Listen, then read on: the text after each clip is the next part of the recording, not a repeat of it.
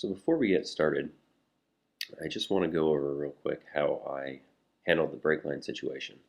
When you remove the caliper and disconnect the brake line, it's going to start dripping, and it will drip fairly fast.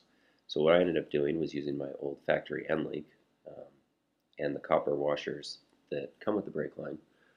I just put those on either side and then capped it off with a nut, and that prevented the leaking for the most part. It still leaks a little bit, but you can get away without draining your braking system. So this is a rear caliper rebuild on a 2001 Moss Miata, and I've already removed it from the car to make things easier. If you've done a brake job changing the pads, you should be familiar with getting it out of the car. These are the tools. We've got a 10mm, 12mm, 14mm socket, some snap ring pliers. You'll want to pick up some of these. I got them for about $10. They are definitely useful. And you'll want to find one that doesn't have posts on the sides of it that stick out, because if you do, it will make it harder to actually fit down inside the caliper. I'll go and show you what an example looks like of one that does have posts, and I wasn't able to use these because they kept on hitting the side of the caliper. Those are the posts sticking out there.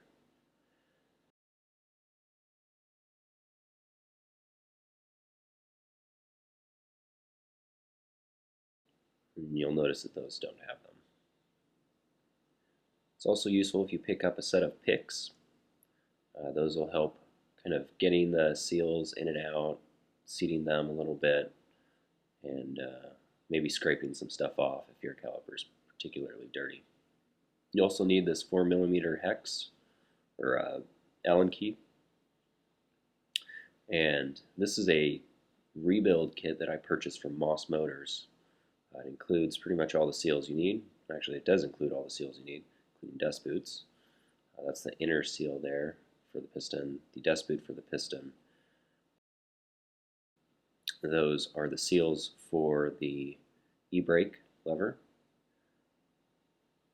Smaller seal there is for the adjusting screw for the ebrake. You've got the valve stem cover for the brake bleeder, and finally a dust cap for the one bolt that you use to remove the caliper. So this is probably a little redundant. You'll probably already have this slider pin bolt out of the car already, but if you don't, go ahead and slide it out. Now this is the dust boot that you'll be replacing there.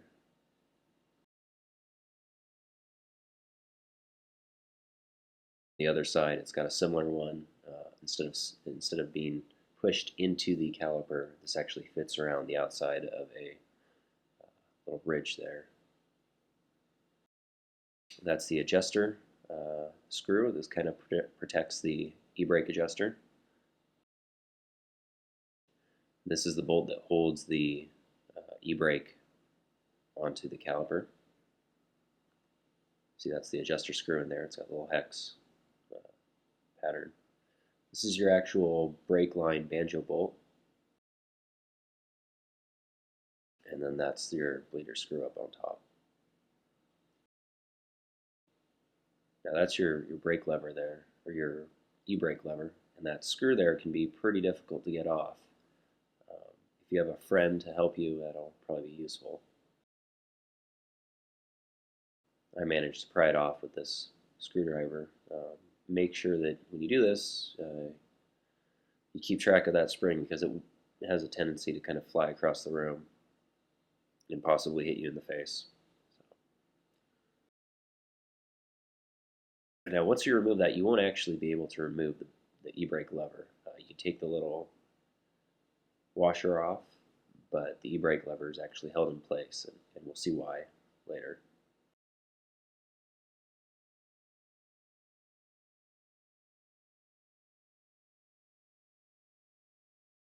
There's that Allen key.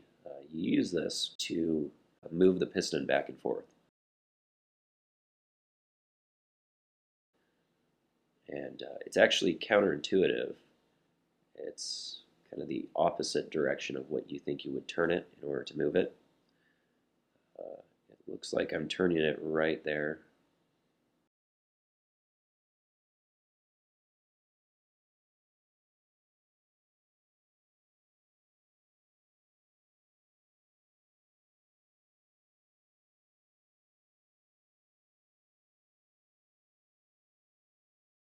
So just keep an eye on it when it comes time to adjusting the piston, to adjust the piston in the car. You'll definitely want to make sure you do that. If you don't, your brakes will not be as effective as you would like until the e-brake adjusts them into place. That can take a little bit of time. So basically just keep turning until it tops out and it's no longer moving the piston as you screw it.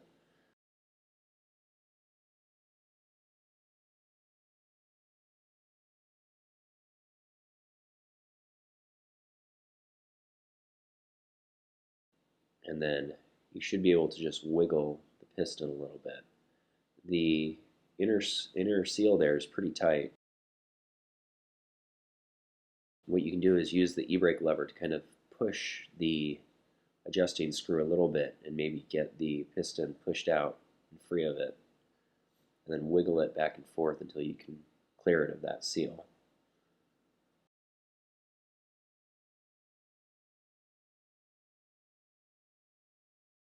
Sometimes I find it's useful to try to restart it, tighten it back down a little bit, and then push it out.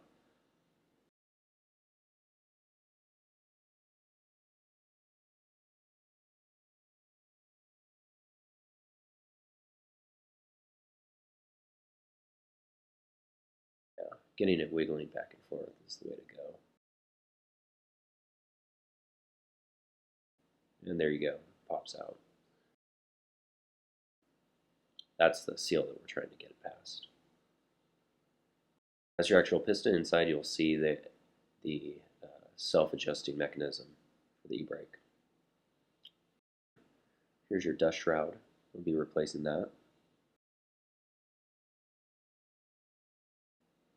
Inside there's the adjusting screw, and there's a little ridge for the internal seal as well as a ridge for the dust boot. I'm going to take the snap ring pliers now and try to stick them down there and pull the circlip out. That's the only thing holding that self-adjusting or adjusting screw in place. And you may find it's useful to use a pick to kind of readjust the circlip so that it's kind of on the outside of the piston around the cylinder. That way you can access it with the snap ring pliers easily.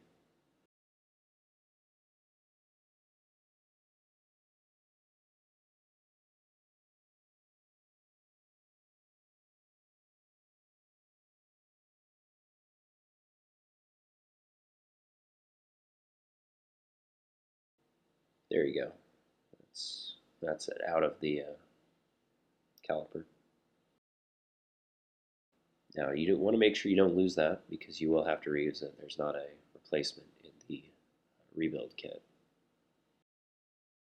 So once you do that, you can use the e-brake lever to kind of push the adjustment screw out a little bit, kind of work it. You're trying to get it past that internal seal around the adjustment screw. Can't really see it in this video very well because it's so dark inside of there. But yeah, just basically wiggle it back and forth and actuate that lever. You should be able to get it free. There we go.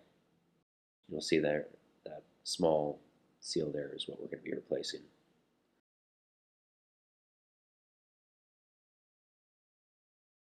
Now that's the adjustment screw itself. When you turn it, that's how it turns. And once you get that out, you should be able to remove the e-brake lever here. Wiggle it back and forth and pull it.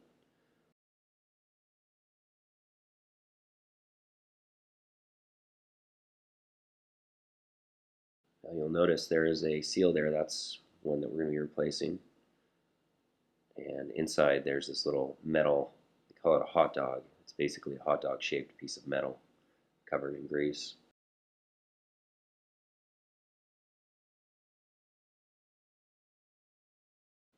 And that actually sits between the e-brake lever and the adjusting screw, like that. And as you move it, it pushes it just a little bit.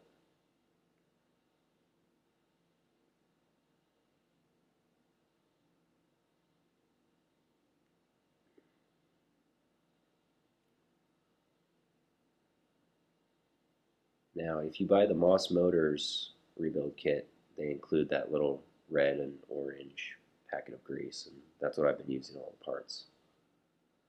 Now you can use a pick to remove the inner seal for the piston. Careful that you don't score anything in here. It's not too hard to remove that. You shouldn't really use a lot of force or anything.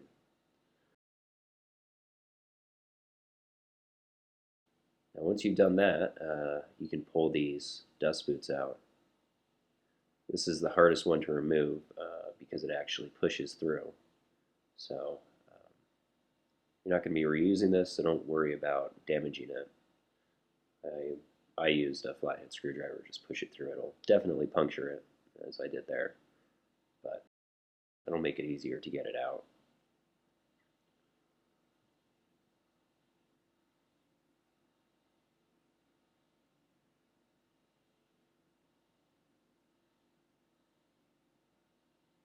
And there we go. This one is a lot easier. You just pop it off, and there's just that ridge there that sits on. Now that's pretty much it.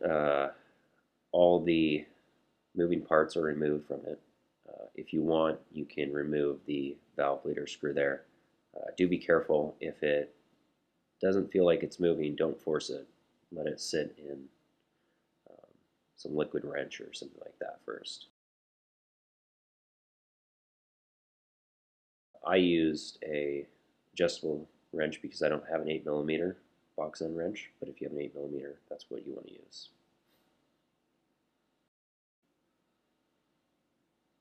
These do get a little corroded, so that's why I suggest using liquid wrench or something, some penetrant.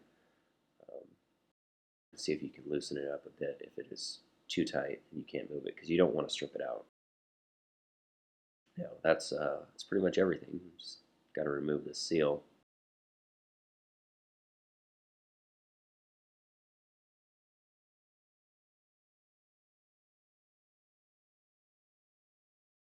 It's got this little ridge here, and yeah, I'm just pulling the seal apart. That's the inner part. Actual seal is not out yet. It's got kind of a hard plastic ring. Now I'm kind of wasting my time on the outside there. That's not going to be very effective. You'll notice I spend a little bit of time doing that. It's probably easiest once you get the inner part removed, torn out of there. You can actually stick the pick inside of it and pry up, and that'll pop it out fairly easily. Yeah, like I'm doing just like that.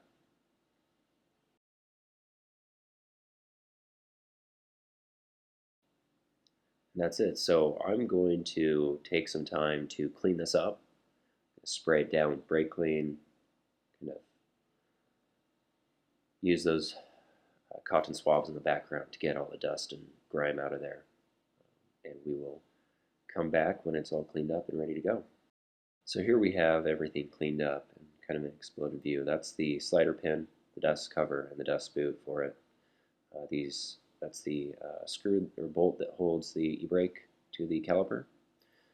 The adjustment screw bolt that covers it, the e-brake banjo bolt, and the valve bleeder screw and its dust cap that goes on top of it. This is a dust cap for the other slider pin that goes in there. That stays on the mounting bracket, doesn't actually come off. That's the dust boot for the piston, the inner seal for the piston, as well as the piston itself, the adjustment screw,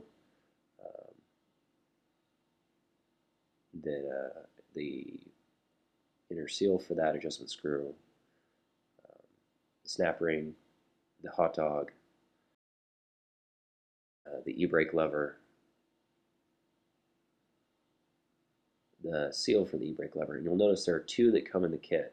And depending on what kind of e-brake lever you have, you'll use one or the other. There's a little diagram included that shows you which one. One has a metal spring inside, one does not.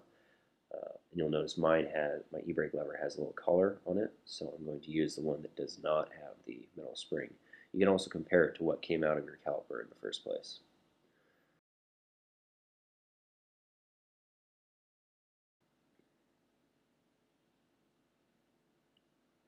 This is not actually the first thing that you should be doing because you won't be able to put the piston in yet. You have a few other components that will have to go into the caliper before you can put the piston in. But I had forgotten about that and started with the piston anyway. It was one of the parts that gave my friend and I the most trouble, at least initially, because we couldn't figure out how to get the boot to seat as well as get the piston in there.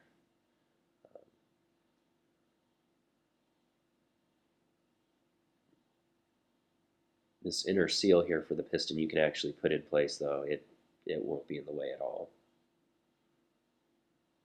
I actually want to thank another guy who created a video for how to rebuild a NB Miata's front caliper, and he showed us a trick in that video how to get the dust boot on easily, and it actually works very well. So there you go. Just push that seal into place on one side and then kind of work it around, and it should fit in there pretty easily. Now this, you do have to do the adjuster screw first.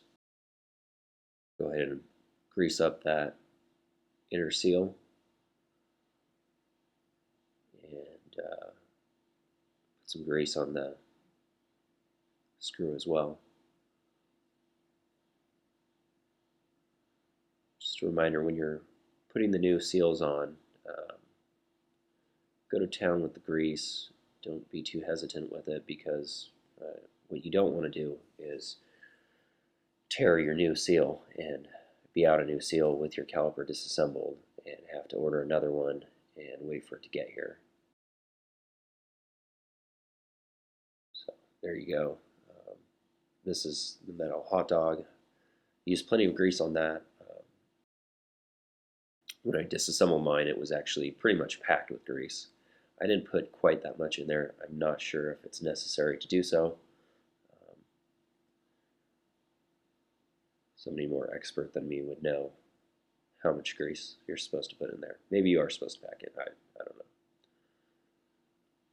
I put some on both ends, inside the little indentation on the e-brake lever, as well as inside of the adjustment screw.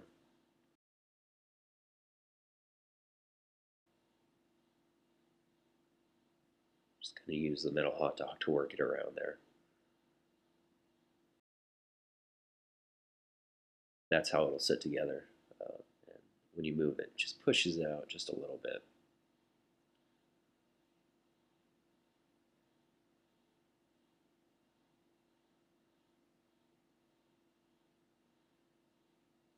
So you'll want to replace the seal for the e-brake lever.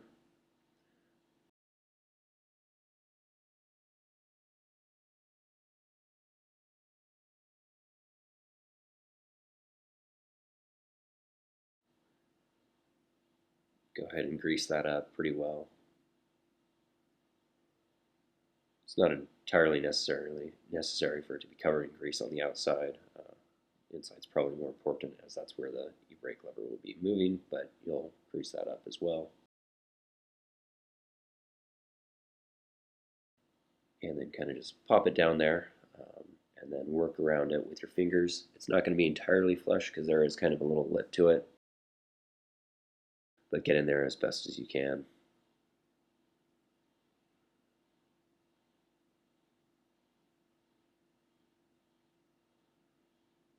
And then I'm just spreading some grease around the e-brake lever.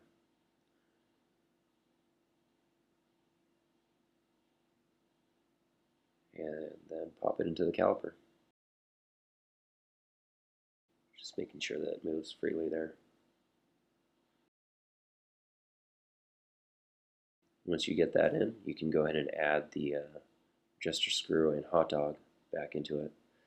It's probably easiest if you tilt the caliper a bit so that you can use gravity to your advantage and not have that hot dog fall out. It's not too difficult to get in there. You might have to wiggle it back and forth to clear that inner seal. It'll click in, and then you should be able to use the e-brake lever to move the screw back and forth. That's how you know it's in place properly. And now it's time to use the snap ring pliers again to put that circlip back in. And that's not too difficult to do. I would recommend that you use the e-brake lever, make sure that it's moved all the way out or in to the caliper so that you have as much room as possible to put that snap ring back in place, that circlip back in place. And I'm just using a pick to make sure that it's seated.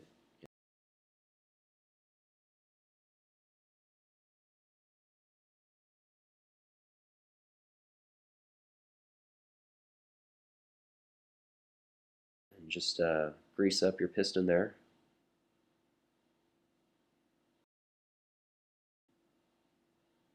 So make it easier for the piston to clear the inner seal, as well as for you to move the dust boot on the piston. You're going to have to move it basically the entire length of the piston, and this will just make it a little bit easier to do so.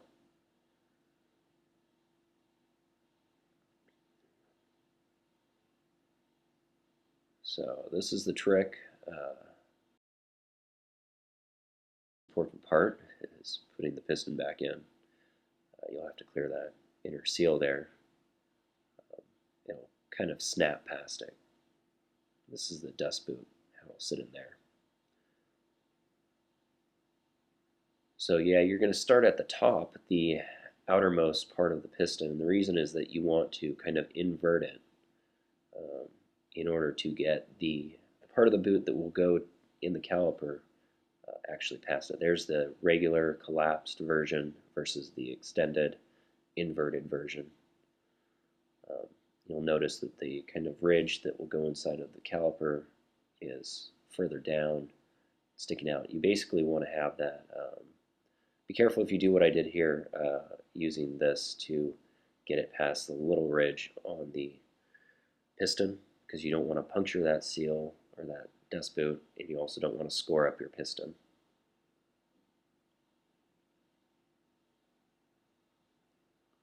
And just kind of move it back down, piston there. You want to have it sticking out off of it so you can kind of compress and move that part of the dust boot. That'll make it a lot easier.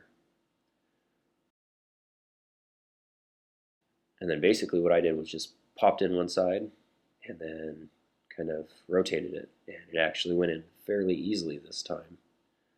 Just kind of rotating the dust boot and the piston to make sure it's seated properly all around. And then you can go ahead and push it in, and you'll get hung up on the internal seal there for the piston. And you'll have to use a little bit of force to get past that. It's just sealing the brake fluid in there. Kind of pops in, and then you'll feel it hit the adjuster screw, and you'll actually be able to move the piston with the e-brake lever. That's how you know it's actually touching. You can break out the 4mm hex Allen key again and use it to retract the piston back into the caliper. And you do have to put that in first. If you don't put that in, you're not going to be able to move it anywhere. I'm just greasing it up a little bit,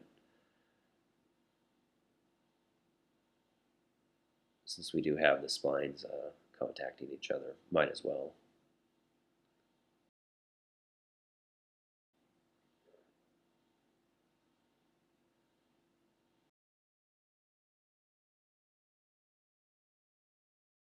That can be kind of loose, so be careful if you're moving your caliper around when you have it in there, that you don't have it drop out and roll away, because that can make your life considerably more difficult while doing this job. Again, this is kind of counterintuitive. I believe I'm turning it left to retract the piston into the caliper. That's because of how the adjustment screw that you're using, you're actually touching, and the adjustment screw inside of the caliper line up. Turn it one way, you turn your screw one way, and it turns the internal screw the other way. See, it's kind of backing in there. It's a little slow, but it's not too bad.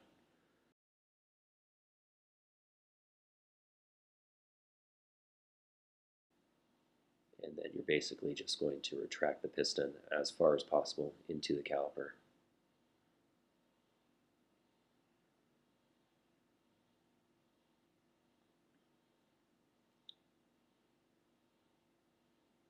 You'll know it'll stop turning when it's as far as it can go.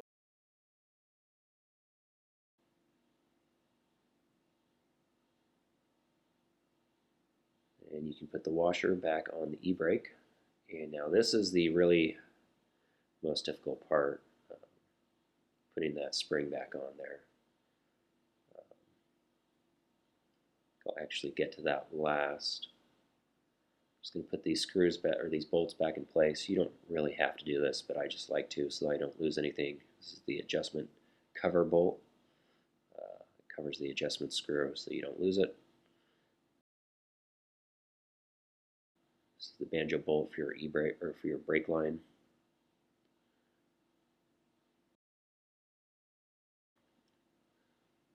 And your bleeder screw,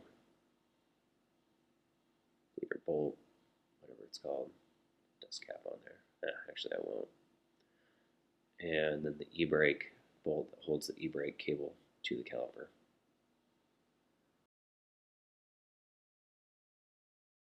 And now it's time to put these dust boots back in place.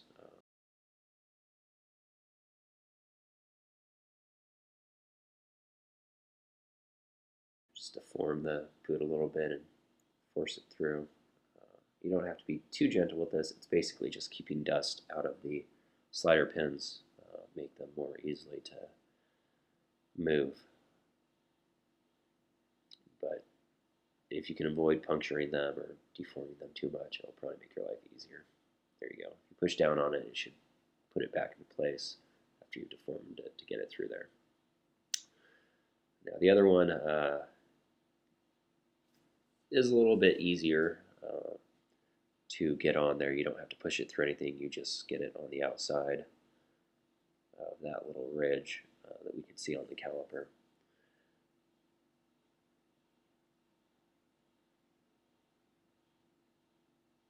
Now what I found is easy is if you push your finger inside of it, kind of get one side on and then work it around.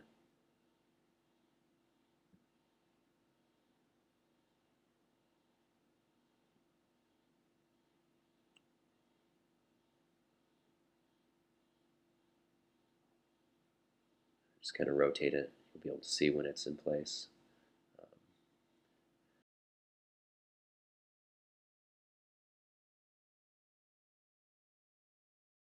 That's the slider pin. Make sure you grease that up. There's another one on the car still on the caliper mounting bracket. You'll want to go and clean that and lube it up, grease it up before you reinstall the caliper.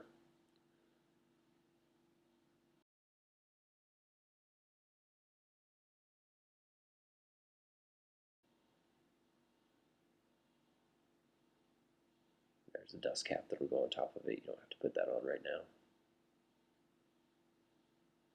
Now for the last part, for putting this spring back on, I'm actually going to do that off camera because it will take me a little while. There's quite a bit of force to get it around that little head. Might be a good time to get a friend. So what I actually did, I only stabbed myself once, but I found that if I used large tin snips, I could actually kind of move it around. So what you see, I kind of scored things up and scratched things up a bit, but hopefully not in places where it's going to cause any damage. Basically what I did was put the tin snips on one side of the head and then on the spring itself, and then rotated it. Just rotated around the head like that, and then pushed it down in order to get it to sit around the ledge of it. So that's pretty much it. You are ready to reinstall this back in the car, and then bleed your brakes, and you'll be done.